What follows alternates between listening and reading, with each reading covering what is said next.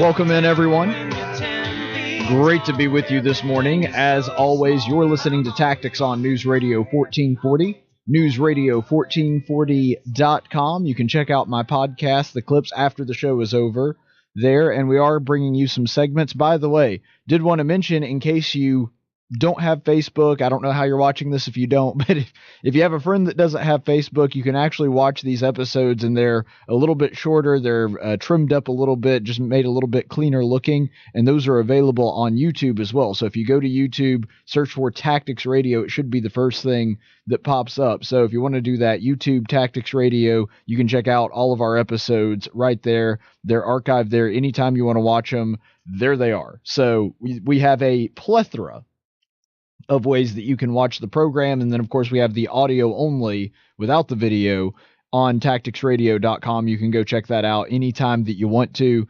And we do edit those just a little bit as well, just mainly to take out the breaks more than anything, just because it's easier for you. We don't edit for content. But you can check any of those out. And as always, check us out on the Tactics Facebook page. That's another way to make sure that you have all the latest news for what is going on in the world and what's going on with the show. So pleasure to be with you this morning as always, and there is quite a bit of news, as you can imagine. It never seems to slow down. I actually had someone ask me the other day. They said, well, what's going to happen? How do you handle it when the news slows down? And to be honest, I was a little bit at a loss, because I thought about it for a second. I was like, news doesn't really slow down. I mean, here recently, there just haven't been that many slow news days. And this is no exception. Right off the bat, we have Representative Kevin McCarthy. He is a Republican from the state of California, and so you're probably well aware of him. He is the new minority leader and will be going forward once the new Congress takes place after the beginning of the year. And so the way that works, he was already the majority leader, because, of course, the Republicans had the majority before the Democrats came in and the blue squirt gun wound up taking over the House, which, granted, that wasn't a little deal, but they took it by much narrower margins than originally thought, and Republicans held the Senate. So what's going on right now is that he retains his position as the majority leader, except now he'll be in the minority, and so he'll be the minority leader. So same position, it just changes based on which party happens to be in power. And this is really unfortunate, because there was a big push for Jim Jordan to be the new majority leader, or the minority leader in this particular case, when the new Congress comes in. And it is really sad, because Jim Jordan is an actual conservative. He cares about conservative principles. He cares about the Constitution. He cares about limited government. Kevin McCarthy is one of these guys that is at best a rhino. He votes with the Democrats quite a bit, terrible Liberty score, not somebody that's going to get through legislation. He's not somebody that fights hard for small government, fights hard for lower taxes, that kind of thing. He's just not a small government guy, and never has been. And this is an unfortunate state of affairs in Washington, because it shows that business, as usual, continues on. Now, Trump, when he was elected, and a lot of the people that are in office now, they said a lot of things about draining the swamp. Well, guess what? The swamp's still as deep as it ever was, and this is proof of it.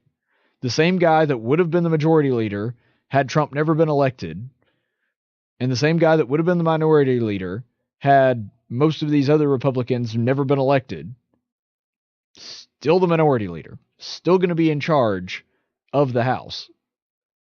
And so this is one thing that I think people do find incredibly frustrating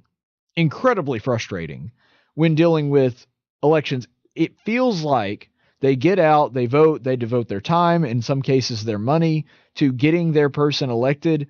And goodness knows, even though I'm not advocating for this or saying this is how it should be, there are people that are so passionate about this stuff, they have lost friendship. 7% of the American population said that they had lost friends because of the 2016 election.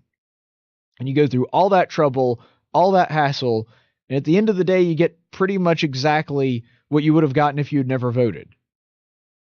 And I think this is why we have a hard time convincing Americans to vote. Because they feel like, and I feel like most of the time, that whether I voted or not, I'm getting exactly the same outcome.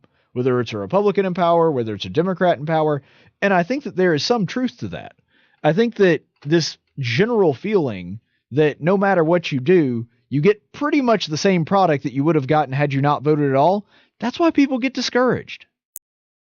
And it is really unfortunate. It looks like we have a caller on line 1. Let's go ahead and go to the phones. Good morning. What's your name? John, hey. Hey. Listen, as far as the point you were just making about being discouraged, the change comes so quickly, and it's such a compromised situation anyway, and things move so slowly. I find myself like this, too. I would like rapid change immediately after I voted, and it doesn't happen. And it does discourage you to make the time and take the effort to look into the candidates and do all of those kinds of things and then go ahead and vote. And, I go to great lengths to try to vote for sure. But right, and that's when you the don't thing. see a lot of the difference, it's discouraging. That's the thing. You feel like you did your homework, you did your due diligence, you did your civic duty, you got out, you voted, you informed yourself, and you did all that, and you still got the same thing that you would have done if you had not even shown up. Yeah. And that is frustrating. It can, because in the business world, for example, things can happen much more quickly. Right. And because of that, and I guess that's part of the brilliance of the system, really, anyway, is that you don't have change too rapidly, because that's not a good thing either necessarily. That's true. Because oftentimes you get a situation to where it moves so slowly, it's 5 or 6 years before you ever see anything as a result of what you've done. So, I guess that, for example, with the newest administration coming in, the tax breaks coming in, now that was more immediate. Yeah. But that may be undone very, very quickly. Well, and unfortunately, because of some other, first of all, any kind of economic boom cools, not too long after it starts. It cools a little bit. But we're also seeing some of the issues that have come in with the new trade deals and the tariffs have actually wound up hurting our economic growth. And there's some, I think it was it Wall Street Journal? I think it was Wall Street Journal that was actually reporting that most of the good and most of the boom that had been started by the corporate tax break has actually kind of been undone because of tariffs that we've seen taking place and different companies taking an economic hit. And so that's one thing that gets discouraging too. You feel like you get a big victory and then another stupid policy comes in and it undoes the progress that you made. And so I understand people getting frustrated. I understand people that just want to turn off the news and never worry about it. I don't think that's a good idea, but unfortunately a lot of people, I get the sentimentality. I get it. Well, most of the time, most of the people that I run across are like that. They say, well, I don't even care about politics anyway. They may pay a little bit of attention to it right before a big election, but other than that, they couldn't tell you who was what, when, or where is even involved in any of the scenarios. Yeah. But anyway, well, enjoy it. Take care. Yeah, thank you so much for your call, John from Millbrook. I appreciate it. And what he's talking about, like I said, I understand. I get it. It's frustrating for me too. And I do this for a living. I'm literally paid to do it, and I get frustrated by it. So I get it. I understand the mentality. I understand the feeling of helplessness. And this is really the issue that the swamp people, they've been in power for a while. They have their structure set up to where you have legitimate members of the House that are doing the best that they can to actually preserve the Constitution, which they all take an oath of office to do, that they are all worried about trying to tamp down the size and scope of government. And they can't get leadership in position to put forward legislation to do that. And here's what's really sad about this. It's even more dangerous that you have non-conservative leadership in the Republican side of the House. It is hard enough to fight the Democrats when you're in the minority, when you have an actual conservative. If Jim Jordan, because I don't like the silver bullet solutions usually. Jim Jordan being the minority leader would not have solved all the problems in the House, especially when you consider that Democrats would be in charge of it and they would have the majority. However, Jim Jordan would be in a much better position to fight them on this because he actually is against spending. He actually is against this ridiculous debt that we have that we just keep piling on. He was one of the guys that, for example, opposed the omnibus spending bill that puts President Donald Trump on pace to outspend Obama twofold. If we continue at the pace we are now, when President Trump ends his term, let's just say that he gets 2 terms, and so he ends it at 8 years. That means that if we continue at the pace that we are now because of Republican budgets that were put forward by the House, Republican continuing resolutions that were passed by the Republican House, the Republican Senate, and signed into law by a Republican president, Donald Trump's administration in his 8 years will have spent double what Obama did. And you think that the House, now that it's controlled by the Democrats and that all appropriations, all spending has to start in the House, that we're going to tamp down spending? You are out of your mind if you believe that. If you look at them through the Obama years, Republican houses didn't even pass a budget, and you think now a Democrat House is going to pass one? No. But at least if we had a conservative in there, if we had an actual small government constitutionalist in the leadership in the Republican House, the Republican side of the House at least, then you would have somebody that is willing to fight that. You would have somebody that was willing to actually go against the grain, as he has done sometimes in his own party before, and actually try to tamp down the size and scope of government. Now that you've got somebody like Kevin McCarthy in, who's been there forever, the guy is the definition of a swamp person, you're just not going to get that. You're not. And it is really sad, and this really goes back to something that I have been saying from the beginning, that yes, Republicans, up until now, Republicans control the House, but conservatives do not control the House. Conservatives are in the minority. They're in the minority in the House and the minority in the Senate, and they are not in the White House. And that's an unfortunate reality that we are dealing with. I will say this, though. One thing that I think will be our saving grace is that Democrats are too stupid to work with Trump.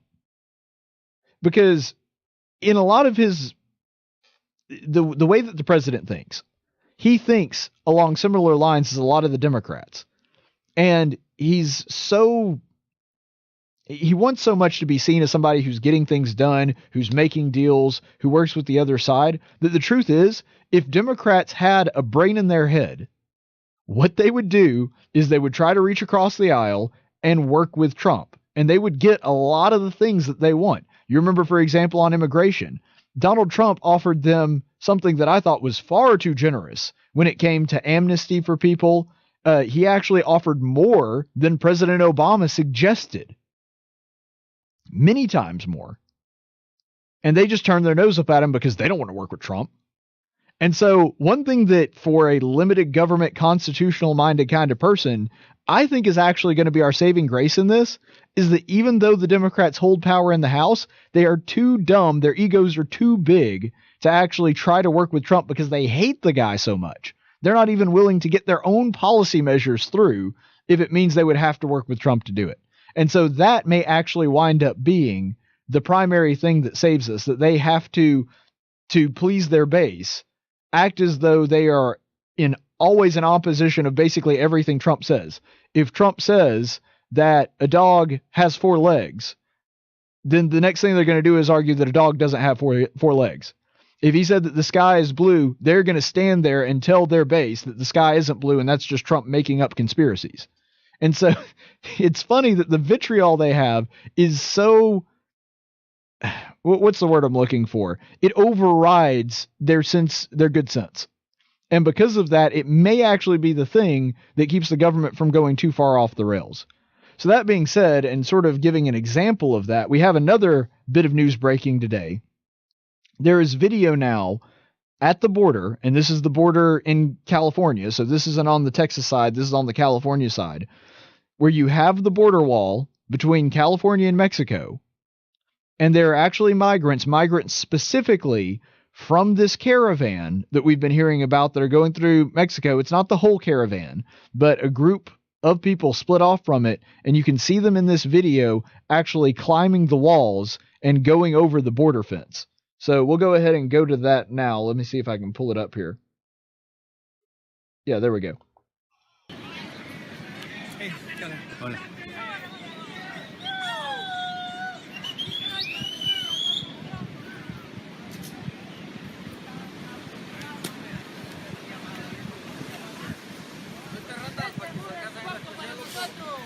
Okay, so you can see him on top of the fence. That one guy's going up, which, by the way, this is, if anything, an indication that some of the walls and fences that we have are not enough. This is child's play to get over this thing.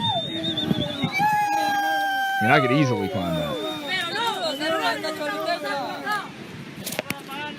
It's not even that high. So there they are. I have no idea what they're saying, though. Unfortunately, I don't speak Spanish.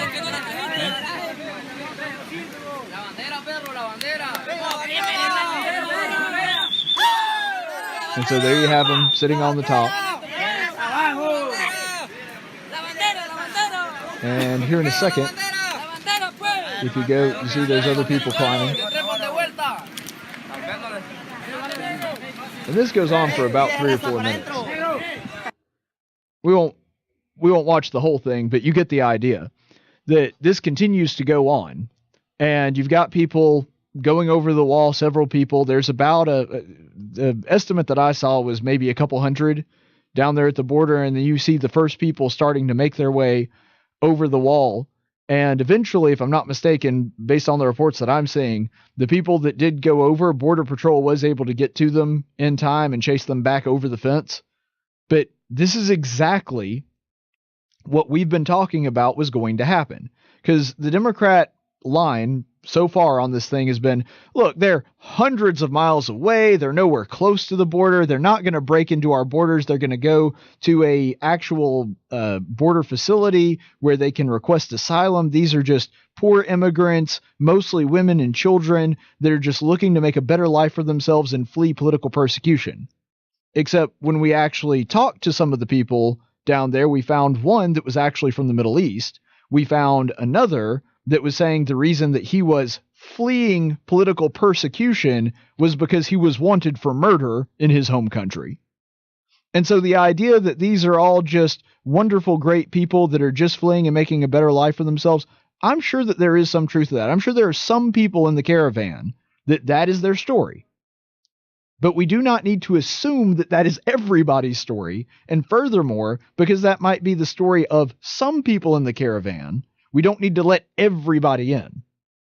And this is the problem that we've been hearing about. And we're told we're constantly told, well, they're hundreds and hundreds of miles away. They're at the border. They are right there at the fence, a portion of them climbing over it. And the idea that they wouldn't go across the border, they were going to go to a facility and go in a lawful manner, and they were going to seek political asylum.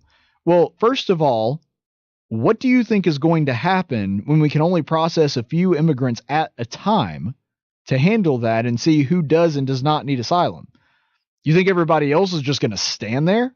Especially when you consider there is video of this same caravan, people from this caravan breaking down the border fence at the Mexican border on the south side. So when they came to Mexico from South America, they broke into their border. You think they're not going to do it here? You think they're suddenly going to grow a conscience about crossing borders illegally? No. And so all of the Democrat talking points about this isn't something we need to worry about, they're hundreds of miles away. First of all, the idea that, well, because they're hundreds of miles away, they're not a threat. What about the Germans and the Japanese in World War II? They were pretty far away, still a threat.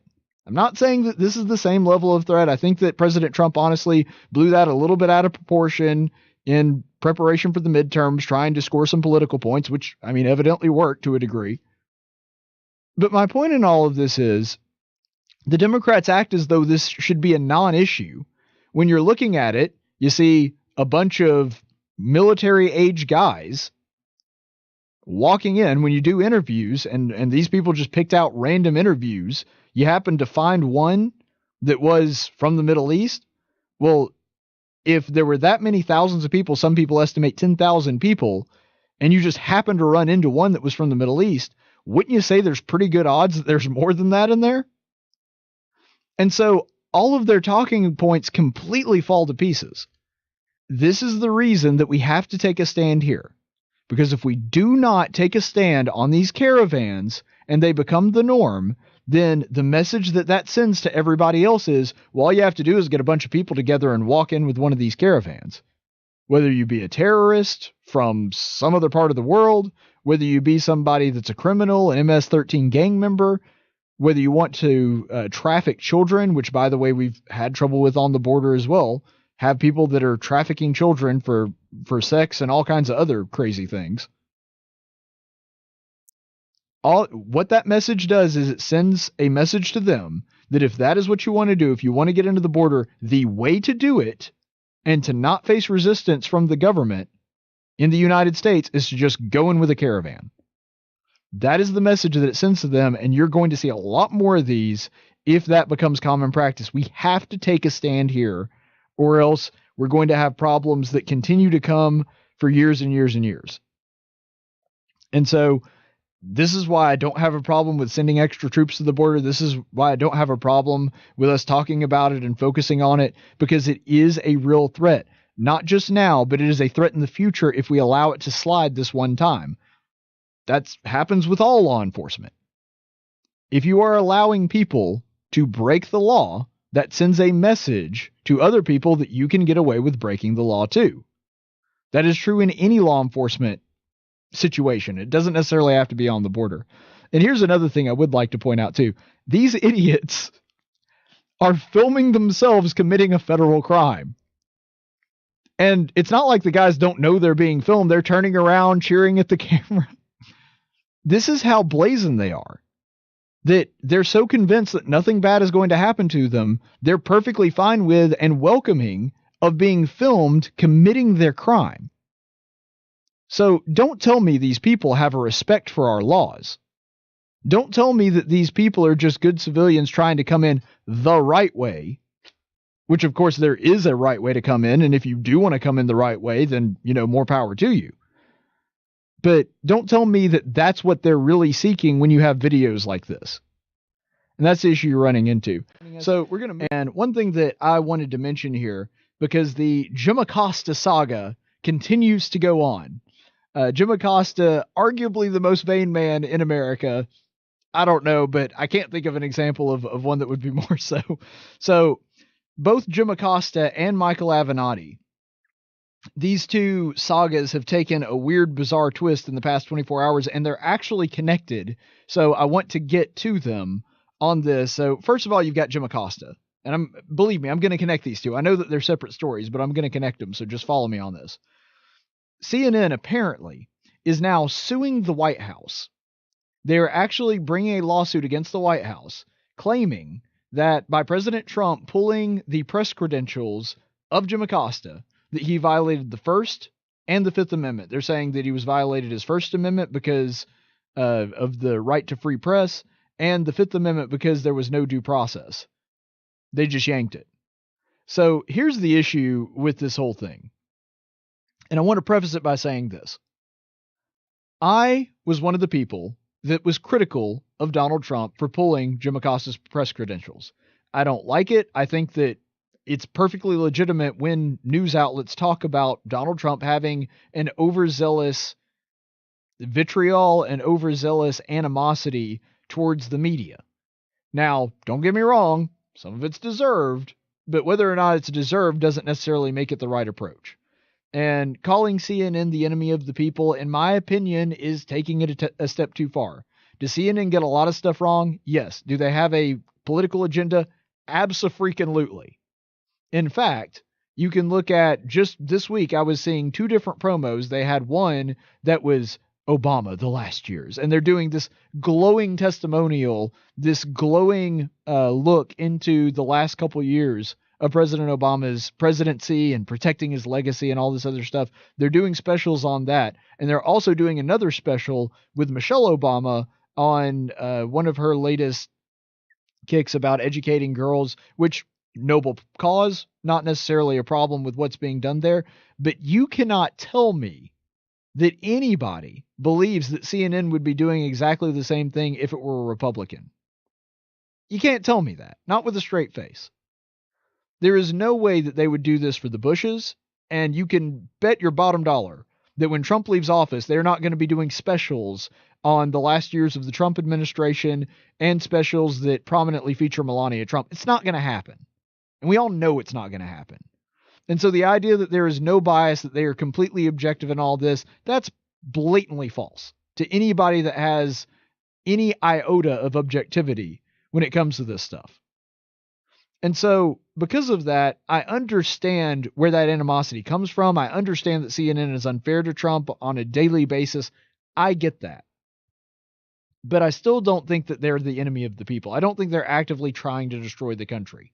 I think that's attributing a pretty nasty motive to people that, even though I believe they're terribly misguided, I believe that they don't see their own bias, even though it's really obvious to anybody else that's looking on. I still don't actually believe that they are, quote unquote, the enemy of the people. That term should be reserved for people that are like terrorists and traitors. And as bad as CNN is, they're not ISIS. They're not Russia. I mean, let's be honest about the level of rhetoric that we're using here. And so I didn't like it when President Trump pulled Jim Acosta's press credentials. Even though Jim Acosta was the instigator, he was the one acting like a jerk. He was the one that was grandstanding and making it all about him. And I get that. But nonetheless, I didn't like the fact that he actually pulled his pass and his press credentials. However, let us not pretend that some breach of the Constitution has taken place here. And I think I talked about this a couple days ago. The First Amendment gives you a right to a free press. That means that if the White House tries to censor Jim Acosta, if they try to stop Jim Acosta from writing about the White House or talking on TV about the White House, or if they try to stop him from in any way covering the White House, then yes, they are in the wrong and they're violating the Constitution. But nowhere in the Constitution does it guarantee you access. In fact, the president doesn't even have to have press conferences. The president is not constitutionally required to have a White House press corps. He could, if he wanted to, tomorrow say, you know what, I don't even want a press corps anymore. Y'all go home, and kick them out of the White House. He would be well within his legal right to do so. Don't think it's a good idea, but if you're talking about a violation of the Constitution, that would be within his constitutional power to do. And so this is the problem that CNN has, which the left usually does. They have a legitimate complaint, and then they overblow it and overplay their hand. I think that even most of the liberal judges in this particular situation would look at this and say, look, you have a right to a free press. You have a right to express yourself. You have a right to free speech. You do not have a right to access. I, for example, as a media personality, do not have the right to just march into the White House and demand that people start answering questions. That is not guaranteed in the Constitution. And there certainly is no breach of the Fifth Amendment if there's no breach of the First. Because the breach that they're claiming in the Fifth would contend upon there being a right to him being in the White House. There is no right for you to be in the White House. You're not allowed to just have anybody walk in and attend a press conference as a member of the media. And that's one of the issues that springs from this at the beginning. Jim Acosta was wrong. Donald Trump was wrong. Jim Acosta was instigating it. He was not asking a legitimate question. He did that specifically to challenge the president. He says in that particular exchange, I want to challenge you on something. He wasn't trying to ask a question. He was trying to pick a fight. And Donald Trump, even though Jim Acosta was trying to pick a fight, Donald Trump didn't have to fall for it. He didn't have to overreact. But to be honest, Trump was tamer than he normally was, and I was kind of impressed at his restraint. I think that most people would have gotten a little testy. He didn't necessarily act presidential in it, but if you're going by the standard that we have for the average person on the street, I think Trump was actually more restrained than your average person would have been after being challenged like that, after having Jim Acosta basically trying to lecture the president in the middle of a press conference. And so I thought that he actually did show some restraint. But nonetheless, I thought that he overreacted. However, you know who the primary culprit is in this? It's not Trump, and it's not Jim Acosta. It's CNN. CNN, as a journalistic news outlet, should have had the good sense to say to their reporter, look, Jim, you want to give your opinion? We'll give you a show. You want to give your opinion? You want to be on with Chris Cuomo or Don Lemon and be a political commentator and give your own opinion? That's fine. We'll do that for you, but you can't do it and be a White House correspondent. You're a journalist. You can ask questions. You can ask tough questions, but you're not there to give a speech about your own beliefs. And you'll remember that the thing that started this whole back and forth was actually what we were just talking about, the caravan on the border. And he said, Mr. President, it's not an invasion. Well, if you look at the dictionary definition of invasion, yes, there are 3 definitions there. I was looking it up the other day. 2 of them out of the 3 would fit what the caravan is doing right now. And so, yes, it is a threat and it is an invasion. The president sometimes uses language that's overblown, but if you're looking at the actual dictionary definition of it, he was actually correct in calling that an invasion.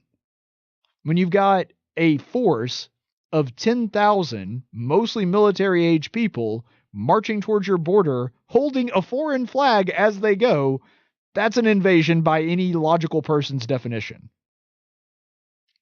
And so, yes, did he fearmonger a little bit over it to get people out to the polls? Yes, he did. And I think that was overblowing it a little bit. But nonetheless, the point that Acosta was trying to get Trump on, actually, Trump was in the right on that one.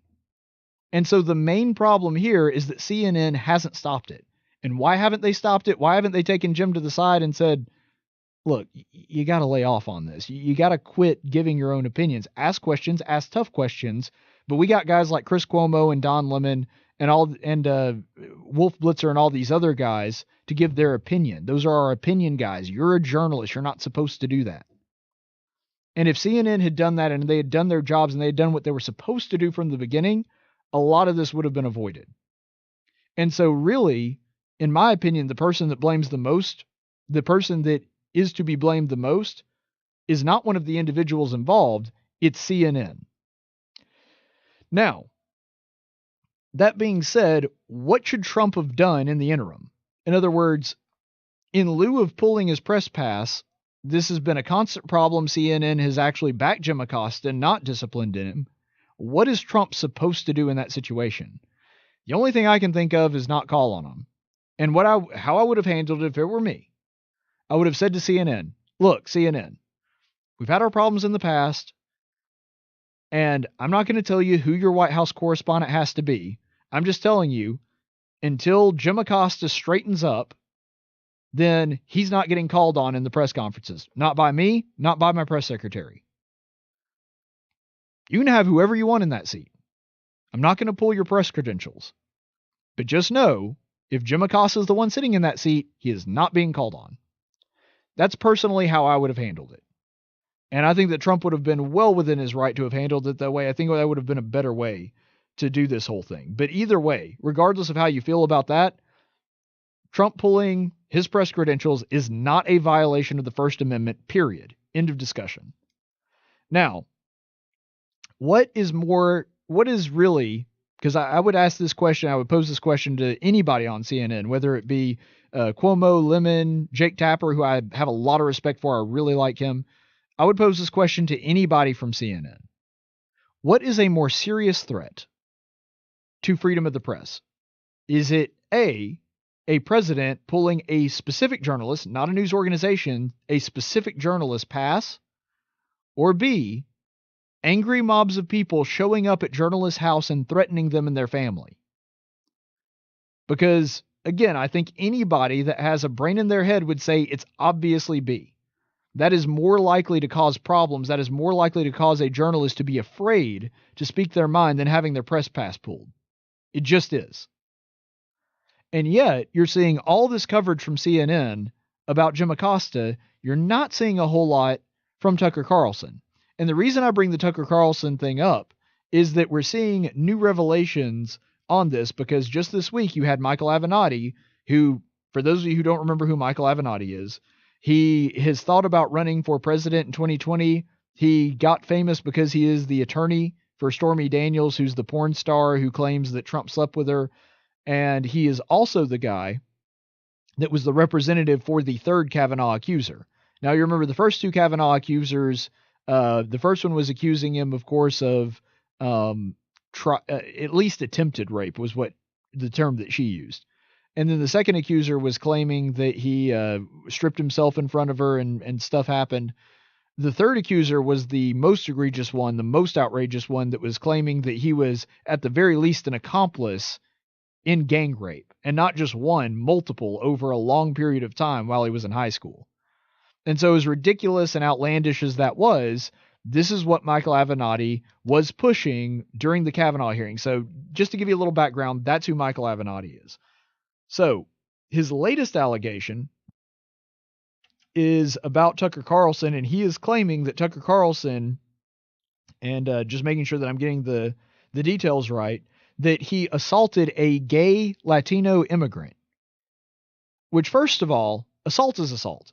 I don't care if a guy is gay or straight. I don't care if a guy is Latino, white, Native American, black. Doesn't matter.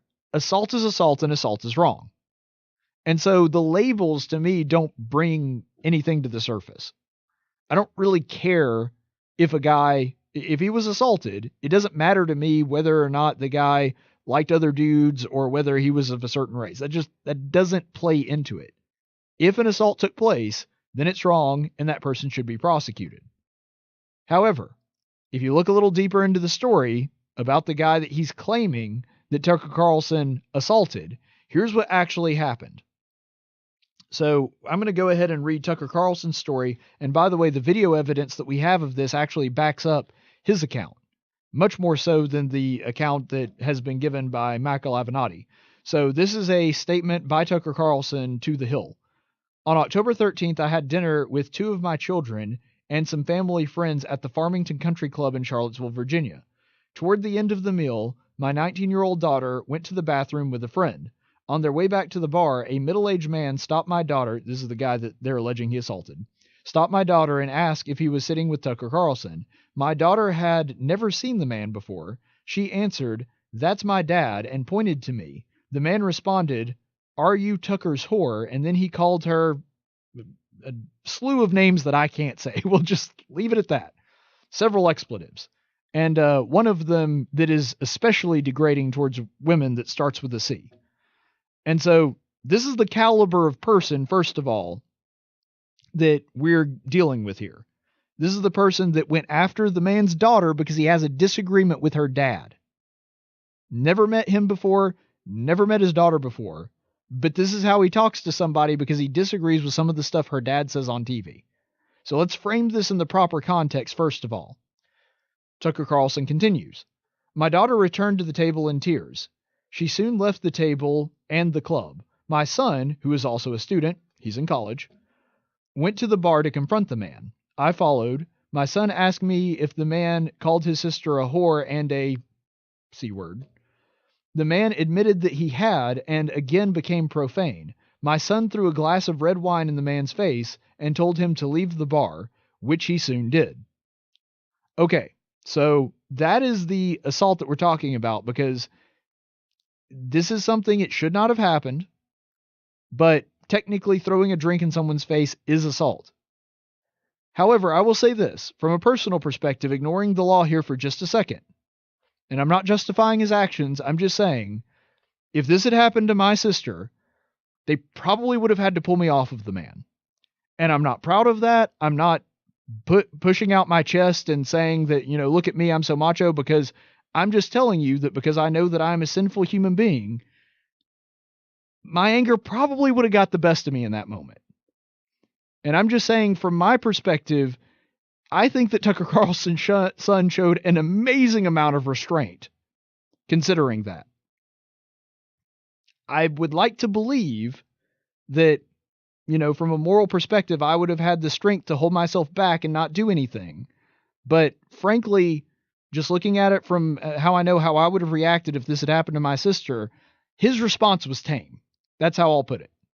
Not justifying it, just saying that that's how it probably would have gone down had I been in his position. So I'm glad that I've not been faced with that temptation yet. So he continues on. Immediately after the incident, I described these events to management at the Farmington Country Club. The club spent more than 3 weeks investigating the incident. Last week, they revoked the man's membership and threw him out of the club. So Tucker Carlson continues on. I love my children. It took an enormous self-control not to beat the man with a chair. A sentiment I understand. Glad that he didn't do it, but a sentiment that I understand, which is what I wanted to do. I think that any father can understand the overwhelming rage and shock that I felt at seeing my daughter attacked by a stranger. But I restrained myself. I did not assault this man, and neither did my son. That is a lie. Nor did I know the man was gay or Latino. Not that it would have mattered, which is exactly what I said on the onset. Don't care whether the guy's gay or straight. Don't care if the guy's Latino or white or whatever. You talk like that to a member of my family, I'm going to get hot under the collar. And so Tucker Carlson talking about him exercising his own restraint when it came to this. What happened on October 13th had nothing to do with identity politics. It was a grotesque violation of decency that I like nothing I've ever seen in my life. So here's my question, because I want to, again, frame this in the proper context. This guy went after the man's daughter because he disagreed with a stance that her father took. You want to talk about a war on women? You want to talk about women not being afraid? This guy went after a woman, verbally abused her for something she didn't even do, and justified that through, well, I disagree with her dad on politics. In his mind, that was justification enough to go after the man's daughter. I would tell the guy to grow a pair and actually confront Tucker himself in that situation. But, you know, him liking dudes, I don't know that that's necessarily an issue. But nonetheless, what I'm saying here is, how have we gotten to this point in this country that people think that because I disagree with someone's politics, it is okay to degrade their family and to go after a young girl? This is one of the most grotesque things I've ever seen, and even though no assault took place from Tucker Carlson, there would have been a twinge of sympathy had that happened, even though legally and morally he would have been in the wrong to do so. But the idea that this had something to do with him being gay or Latino or anything, that's stupid. Anybody talks to a member of your family like that, you're going to get hot under the collar, and I don't blame you for that. The man was defending his daughter, and again, he didn't even assault him, he just yelled at him. And you can see that from the video. The video evidence backs up Tucker Carlson's side of this thing. So we've really got to get our politics under control. But here's the thing, and this is what's really hilarious about this whole thing. Sometimes irony just comes around and bites you right in the butt. And that's exactly what happened to Michael Avenatti. So Michael Avenatti, just the other day, was arrested on domestic violence charges. So this guy who's supposed to be this big defender of women, you remember during the Kavanaugh hearings and the Stormy Daniels events that he's somebody that stands up for women and stands up for their rights and stands up for them when they need to be defended. And yet he's defending this guy who verbally assaulted Tucker Carlson's daughter and trying to stand with him. And then just yesterday, he's arrested on domestic abuse charges. Now, according to the reports, this arose from an event that happened allegedly on Tuesday. I say allegedly because we don't know. I'm giving him the benefit of the doubt. I'm giving him the presumption of innocence. And so let's go ahead and look at the tweet from the LAPD. Update, we can confirm that Michael Avenatti was booked this afternoon on felony domestic violence charge. His bail is set at $50,000, and I believe he actually has made bail and made his way out of jail at that point. But according to the reports that I've read, his estranged wife did come to the police, and she did have a swollen face and claimed that Avenatti was the perpetrator, the person that attacked her. We don't know if it's true or not, but that's the story as it comes in right now, which, by the way, is 10 times more evidence than his client had, talking about the woman that was accusing Kavanaugh, because she had nothing, and by the way, later admitted that she lied. And she actually does have injuries that she can show people that there were witnesses happened the day after, and she's claiming that Avenatti was the perpetrator in this sense. And so Avenatti came out with this particular statement trying to explain the situation. I wish to thank the hardworking men and women of the LAPD for their professionalism. They were only doing their jobs in the light of a completely bogus allegation against me. I have never been physically abusive in my life, nor was I last night. Any occasion to the contrary are fabricated and meant to do harm to my reputation. I look forward to being fully exonerated. Well, now, hold on, Michael Avenatti. I thought the standard that you were presenting during the Brett Kavanaugh hearing was that we were supposed to believe all women. That when these allegations of conduct come out, that we're supposed to just assume the man is guilty and go forward and act as though he's done something wrong. That's the standard that you were presenting. That's what you were telling us we were supposed to do with Brett Kavanaugh. So why aren't we supposed to believe the woman that's accusing you of sexual assault? It seems to me that you've got one standard for everybody else, or at least the people that politically disagree with you, and another standard for yourself. This is why it's so important that everybody on both sides maintain the presumption of innocence until proven guilty, regardless of whether they like the person being accused or not. It's true for the Republicans. It's true for the Democrats. If you're a Republican and there's a guy on the Democrat side that is being accused, you still have to presume innocence until proven guilty. And the same goes for the Democrats. This idea that we just assume people are wrong and we fire them or we treat them as though they've already done something wrong before we can prove it, that is not going to lead to a healthy society. And Michael Avenatti, if he's being falsely accused, even though I disagree with the guy politically on almost everything, I do feel sorry for him. I don't know if that's happening or not. We'll have to wait for the evidence to come out. But if he is being falsely accused, I understand that that could happen. But at the same time, there is a twinge of irony here that somebody who trotted out somebody that presumably he knew was lying, because she knew she was lying, and he was her attorney, he trotted out somebody that he knew was lying and talked about how truthful she was, how reliable she was. In fact, why don't we just go ahead and go to this clip? There's a clip of Michael Avenatti doing a phone interview with MSNBC and talking about how credible his client was and how we should treat Brett Kavanaugh in the light of her allegations.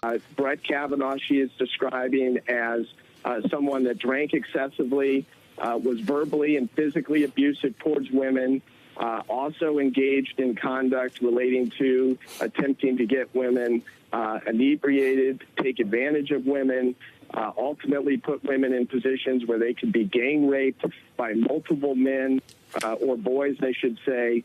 Now, look, I want to be really clear about something. The allegations in this declaration are shocking. They are also detailed, and my client stands behind them 100%. My client has been issued a number of security clearances by the federal government over the years. She has been fully vetted time and time again, and she is an honest and courageous woman. And I'm going to caution Donald Trump, Brett Kavanaugh, Chairman Grassley, and others. If they try to come after my client or engage in some smear campaign, they better pack a lunch, because we're going to respond twofold. We are going to respond double as it relates to force. So they better be very careful before they start spewing nonsense and trying to call my client a liar. We want there to be a deliberative process by which all of these allegations are investigated thoroughly, and then ultimately, once all of the facts are obtained, then and only then should Brett Kavanaugh's nomination be considered. And frankly, I think in light of these allegations, as well as Dr. Ford's, as well as Ms. Ramirez, as well as others, there can be no question that the nomination of Brett Kavanaugh should be immediately withdrawn. First of all, you're pointing out that there are two additional corroborating witnesses. And to be clear, you are not claiming, or your client is not claiming, that Judge Kavanaugh actually engaged in gang rape or anything like that. But your claim is that he was. No, you're incorrect about that. I'm going to point you directly to the language of the declaration. It is purposeful as it relates to the allegations that my client is making, and I'm not going to characterize those allegations or mischaracterize those allegations. They are black and white, and they are clear as day. All right, so Michael Avenatti, in his own words just a couple of months ago, the standard that he was presenting there was we assume that Kavanaugh is guilty until we can prove that he's innocent, until we can go through an investigation and prove that he's okay. Until then, we treat him as though he has done something wrong. That was the standard that he was presenting then. So a couple things I wanted to point out about this video. First, he said, to anybody that's going to call my client a liar, then we're going to go after them. Except his client admitted to lying about the whole thing. In fact, she said she's never even met Brett Kavanaugh. She said that she made the whole thing up and that she's never actually met Brett Kavanaugh. And so Michael Avenatti, presumably at this time, knowing that, still trotted her out there as though she was this credible source. And so you look at that, it's just absolutely despicable what this guy was willing to say, and how now that it's him that is being accused of something, that he wants a completely different standard attached to him. Second, he said that it should be withdrawn. The nomination should be completely withdrawn because of these allegations. Before we investigate, before we look into it, nope, we should just withdraw it right now. In other words, we should treat Brett Kavanaugh as though he has done something wrong before we know whether or not he's done something wrong. Without any proof, without any evidence, he should no longer be nominated. He should no longer be the president's nominee for the Supreme Court. That was his recommendation. So if he wanted us to treat Brett Kavanaugh as though he was guilty before we had any evidence, why is it all of a sudden that we're not supposed to treat him as though he's guilty before we've seen any evidence? And let's be honest, his ex-wife does have at least some evidence. She can prove that she knows him because she was married to him. And she can prove that she was hurt by somebody. We just don't know if it was if it was Michael Avenatti or not. And so already she has 2 points of evidence that his client didn't have at the time. And we later found out that she was completely making up. And so again, it's a completely different standard that is being applied here. And finally, when you notice that the newscaster there that was asking him a question, he said, so let me get this straight. You're not actually alleging that Kavanaugh did these things. You're not actually alleging that he participated in the gang rape. And then Michael Avenatti says, no, I'm not saying that at all. Which would mean what? That he is saying that Brett Kavanaugh engaged in gang rape. And so again, he is asserting that the crime did take place before he had any evidence to back it up. He was presuming guilt until innocence can be proven. Yet when that same standard, when similar accusations are being put against him by a woman, he's saying, no, don't believe the woman this time. I know I was telling you to believe all women, #believe survivors before. Now I'm saying don't do that because it makes me look bad. And that seems to be the only consistent standard that Michael Avenatti has. The guy's a political shill, a political animal, and it would not surprise me, honestly, if he wound up being the Democrat nominee in 2020. That being said, time for the Daily Dose of Stupid. No, you messed it up. You're stupid. All right, the Daily Dose of Stupid today, really fun thing to do with... Look, Alexandria Ocasio-Cortez has yet to be a part of the Daily Dose of Stupid. And that is a crying shame because her entire life is like one giant gaffe.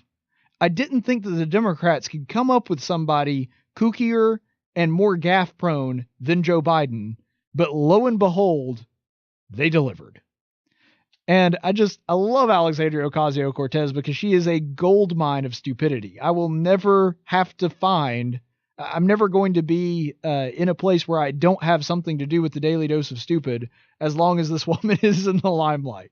A thoroughly entertaining human being to keep an eye on. So apparently the latest complaint by the Queen of Entitlements is that she cannot afford her apartment in D.C. So we'll go ahead and go to that. Let me see if I can pull this up. Oh, there we go. So Alexandria Ocasio-Cortez tweeting out this is in response to a article talking about how she cannot afford an apartment in D.C. And she responds with this tweet: there are many little ways in which our electoral system isn't designed nor prepared for working class people to lead. This is one of them. Don't worry, by the way, we're working it out. Oh gosh. So there's a couple things with that tweet. First of all, what does that have to do with our electoral system? Our electoral system is a system for gathering votes and determining the outcome of elections. And so she's saying the electoral system is not designed for working class people. The electoral system has nothing to do with the problem that you're talking about. This is, again, going back to something that I've said about Alexandria Ocasio-Cortez for weeks. She doesn't even know basic civics. Not even the bare minimum. Like, seriously, 4th grade civics. Take a 4th grade civics class. It will teach you all these things. But anyway, that's the first thing. But second, does Little Miss Entitlement really believe that the taxpayer should be paying her rent now? Is that what she's suggesting? Because that seems to be what she's implying here. That there's a problem that working class people are not really going to be able to serve in Congress because they can't afford their rent until their salary kicks in, which happens after freshman orientation. And so what is she suggesting here? Is she suggesting that now all of a sudden taxpayers pay the rent for incoming Congress people before they start getting their salary? Because that's not going to work on a number of levels. It really does go to show that she is a true socialist at heart. Because like all socialists, the first order of business when she gets to Washington, the first order of business when any socialist starts obtaining power, is they go for the first redistribution of wealth. The redistribution of wealth from the citizen, from the taxpayer, to themselves. Enriching themselves through their own power is the hallmark of a socialist, which to me is proof enough that she is, in every sense of the word, a true socialist. So congratulations to her on that one. And finally, why don't we take a second and talk about how our system was actually designed? Our system was designed for people to not live in D.C.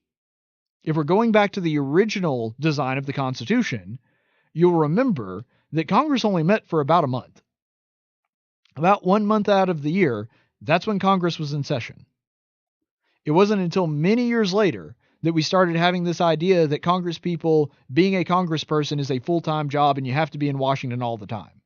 Before that, they stayed with friends, they would rent apartments on a month-by-month basis, and they usually didn't have much of a place to stay. They would stay in inns or taverns. But the point is, the reason that the people that were elected to the House were elected to the Senate prior to this didn't have this problem is because our system was not designed to have a permanent political class running it. The idea that you were a full-time member of the House or member of the Senate didn't make any sense because you got to get home and make sure the farm's okay. You got to get home and make sure your business is still running. That's the way our system was actually designed, for people that were men of means that had a source of income that was completely independent from them being in Washington, D.C., that they had that behind them. That they were worried about that, and their primary concern was back in Georgia or South Carolina or New York or Connecticut.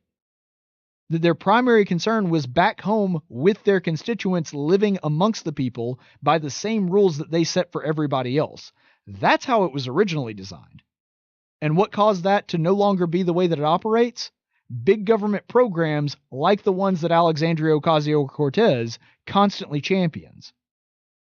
And so if you want to blame the system for not working the way it was designed, that's not the fault of the founders. That's not the fault of our electoral system. That's the fault of big government progressives like you. So let's put blame where it properly belongs. Second of all, and this is probably another big sticking point, she actually has way more than enough money to pay for an apartment. According to Zillow, which is a website that you can go to check out rent, apartments, that kind of thing, Alexandria Ocasio-Cortez, the place that she is in, D.C., it has a median rent of about $2,700. Now, granted, that's a lot. The counties surrounding D.C. are some of the richest, most expensive places to live in the world, which, by the way, ought to be an indication that our Congress people are making way too much money. But anyway, those surrounding counties are a very expensive place to live. Nobody denies that. However, $2,700 a month, when you consider that her financial disclosure report says that she has anywhere from $15,000 to $50,000 in the bank. all of a sudden, $2,700 a month isn't that big a deal, especially for only 3 months before she gets her salary. So she could easily float the money to pay for her own apartment. And here's another thing too. If her financial disclosure reports are accurate, even at the bare minimum, which the bare minimum it gave was $15,000 in the bank, even if that is the actual number of the money that is in her bank account right now, it is approximately 15 times that of the average American. 57% of Americans do not have but about $1,000 in their bank account at any given time. And so she has 15 times what the average American has. So this idea that she can't possibly afford her apartment until her cushy 6-figure salary as a member of the House of Representatives kicks in, that's ridiculous. I'm sorry, that's beyond ridiculous. And so she actually can afford her apartment, she just doesn't want to pay for it herself. Because again, she is the queen of government programs and entitlements. And she keeps trying to push this weird narrative that she was just this plucky kid from the Bronx that didn't have anything, and that she was going to, by hook or by crook, just force her way up and pick her up by her bootstraps and rise to the occasion. I'm sorry, that's inconsistent with what we've seen. This is a very affluent person. She has a lot of money, a lot of disposable income, and she has been able to do very well for herself in her life. And so she can keep pushing this narrative of being a working class person and somebody that just happened to be able to, by her own bluster and by her own merit, which is laughable considering how many times she says something that's completely detached from reality. She can keep pushing that narrative of a kid from the Bronx, but she's a very well-to-do kid. She only lived in the Bronx for the first 5 years of her life. After that, she lived in a very rich neighborhood. So again, she's trying to push this narrative that simply doesn't exist. Oh, and by the way, on top of that dollar amount that I already gave you, she has an investment account that's roughly $1,000 to $15,000. So Alexandria Ocasio-Cortez is definitely not one of the richest people in the country, but she's making plenty, and she could definitely afford 3 months worth of rent before her salary kicks in. She's complaining about nothing, which unfortunately is par for the course when it comes to a lot of Democrats. Also, and this one is actually pretty funny too, she got really furious that Amazon is going to be building its billion-dollar headquarters there in the state of New York. Now, I will give her credit here. She actually does make some sense in this first tweet. She says, Amazon is a billion-dollar company. The idea that it will receive hundreds of millions of dollars in tax breaks at a time when our subway is crumbling and our communities need more investment, not less, is extremely concerning to residents here. Now, to her credit, this is one of the very few things that Alexandria Ocasio-Cortez has said that actually makes sense. I'm not a fan of corporate welfare. Most Democrats aren't a fan of corporate welfare either. This is one of the few things that both the Tea Party and Occupy Wall Street both marched against. Nobody likes corporate welfare. The idea that these massive companies are going to get tax breaks when the average Joe just living there in the Bronx or living right here in Montgomery, Alabama isn't getting anything, that is unfair. And I don't like these big corporate packages that come in to try to woo people into a community. There's nothing free market about it. And so, again, that's Alexandria Ocasio-Cortez, a rare moment of making sense, but then she completely undoes it in her next tweet. Oh, wait, that's the first one. There we go. Here she says, when we talk about bringing jobs to the community, we need to dig deep. Has the company promised to hire the existing community? What's the quality of jobs? Plus, how many are promised? And are these jobs low wage or high wage? Are there benefits? Can people collectively bargain? See, this is where she gets herself into trouble. This laundry list of things that she's saying a company needs to pass to be allowed into the community. This is so blatantly stupid. So let's talk about these on a point-by-point basis. First of all, has the company promised to hire the existing community? Why do you care? Seriously, if you're living in a city, it's nice that they bring jobs in for people that are living there in the city already, but why does it matter to you whether or not they bring in completely new people? Those are still taxpayers. They're still going to contribute to your tax revenue. They're still going to contribute to the economic development of your community. They're still going to be bringing wealth into your city. So at the end of the day, why do you care whether they hire the existing community or not? That doesn't make any sense.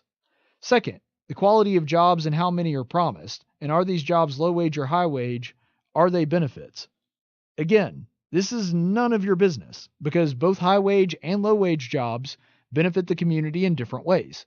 High wage jobs obviously have an economic impact on the community, but actually bringing in a multitude of low wage jobs has more to do to bring the community out of poverty if it's an impoverished community.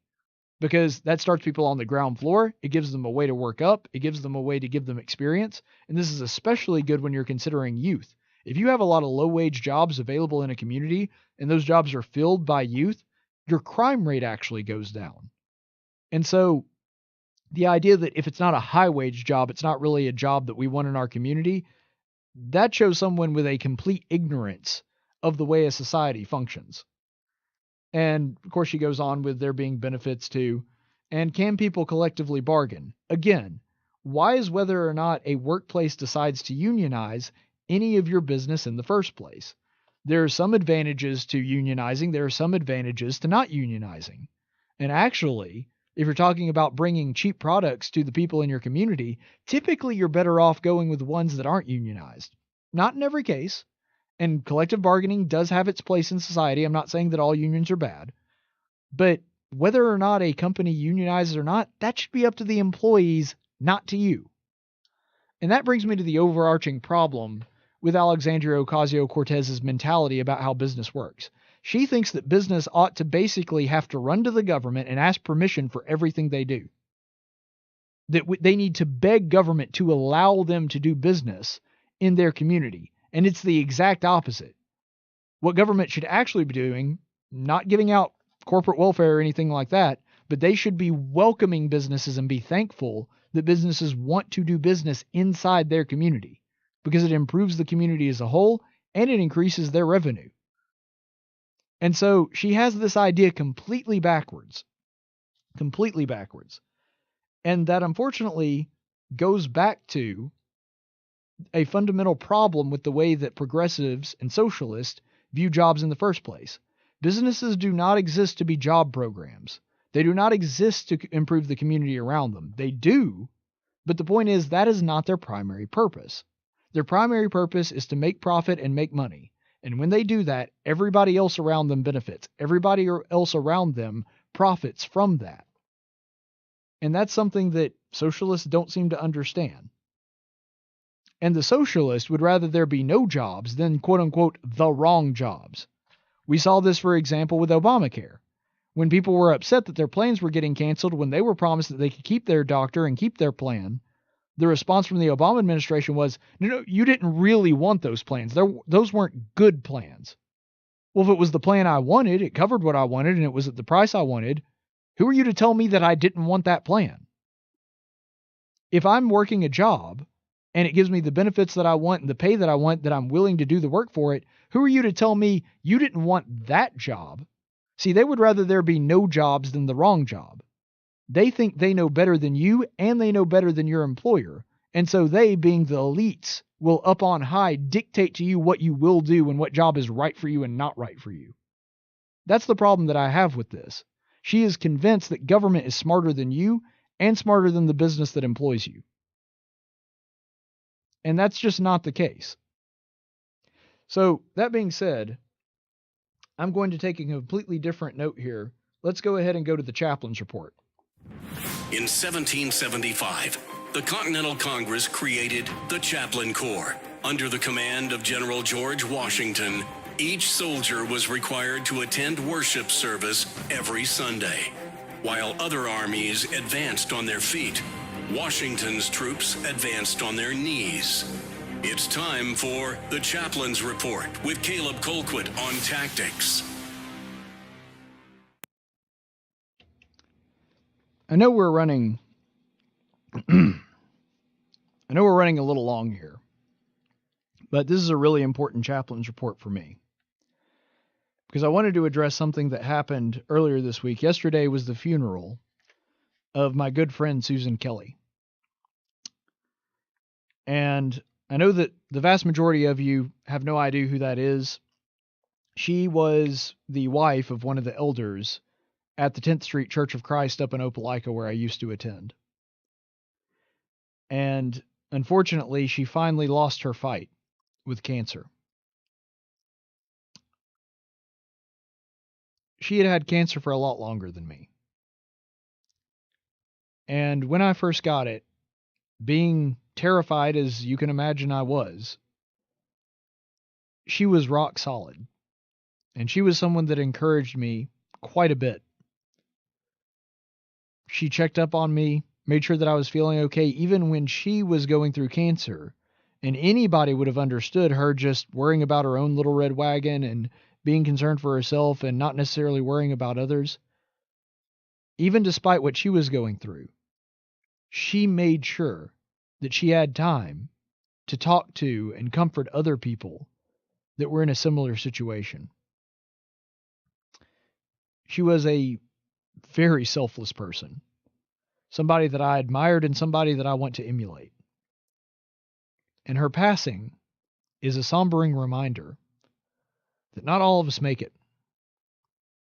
I've been very blessed, very fortunate that I've been cancer-free since February. And I'm so glad that God has seen fit to preserve my life and keep me on this earth to continue to do his work.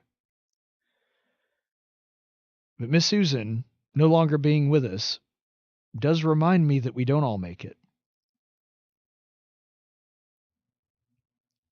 And that's not easy to hear, but it really does make you appreciate the fact that, at least for me personally, that I was able to beat this disease. And I just wish that more people were able to do the same. And my heart really goes out to my brother in Christ, Brother Mark, who's an elder up there at 10th Street. This is actually the second wife that he's lost. And I cannot express my deepest sympathies any more fervently than I can now. And I'm reminded of a passage when I think about Miss Susan that has meant a great deal to me, and it comes from Ecclesiastes 4:9-12. And this was really the lesson that I took away, one of the big lessons I took away from my time dealing with this disease. Two are better than one, because they have a good return for their labor. For if either of them falls, the other will lift up his companion. But woe to the one who falls when there is not another to lift him up. Furthermore, if two lie down together, they keep warm. But how can one be warm alone? And if one can overpower him who is alone, two can resist him. A cord of 3 strands is not quickly torn apart. When I think about what Miss Susan did for me, that verse sticks out. Because what it says there in Ecclesiastes, being written, of course, by the wisest man who ever lived, is it recognizes a basic truth about how we are created. God made us to be community-oriented, social creatures. You'll notice that one of the first things that he notices about Adam, when he creates him, is he says it's not good for man to be alone. And it's not. We can't do it by ourselves. We do need the support of our brothers and sisters. We need the support of other people. And Susan Kelly is one of the many people that was that support for me. She made my time going through this disease a little more bearable and a little less terrifying and a little more comfortable. And I greatly regret that I wasn't able to do the same for her. I greatly regret that she isn't here on the other side of this battle the way that I am. And she actually did beat the disease at one point, but it came back on her. And unfortunately, she did not win round 2. But the fact that she was able to live as long as she was, I think, was a great blessing, and possibly part of the reason that God allowed and allows any of us to continue living and continue to go on is so that we can help one another, that we can help our brothers and sisters, that we can extend our hand and extend an olive branch to them. That is truly what I think our purpose here is. And it's a purpose that Miss Kelly fulfilled very well, especially in regards to me. It reminds me of a particular passage from a song, one of my favorite ones, Sing to Me of Heaven. And this is from verse 2, where it says, As I walk alone, dreaming of the comrades that so long have gone. One thing that I think is really significant about those words is that it says, as I walk alone.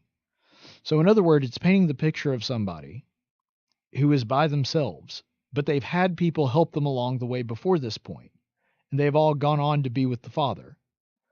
And then when we are sung to of heaven, in other words, we're being told about heaven, we'll get to see those comrades one day.